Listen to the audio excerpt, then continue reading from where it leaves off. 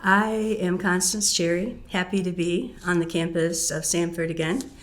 I am a child of God and God loves the church, and I have the great privilege of teaching at Indiana Wesleyan University, where I am professor of worship and pastoral ministries in the School of Theology and Ministry.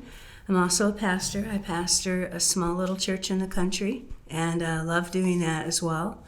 I think if you're interested in music as an artist and you're not employing that in terms of your call in the church, you can get away with not thinking reflectively about theology.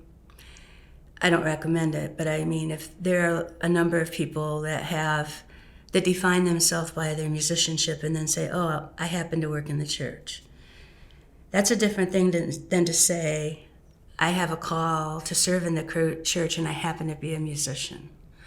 So for me, it's the latter. I have a call to the church. I have a call to serve Christ in his church.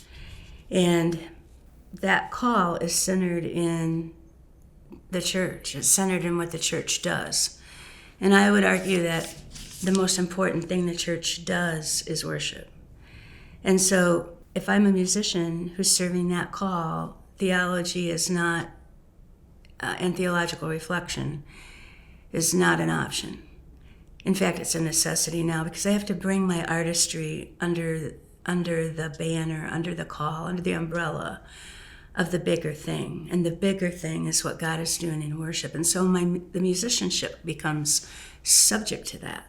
And I no longer can let my music drive ministry, but ministry drives the music. So the integration of those two is inseparable. It's a necessity.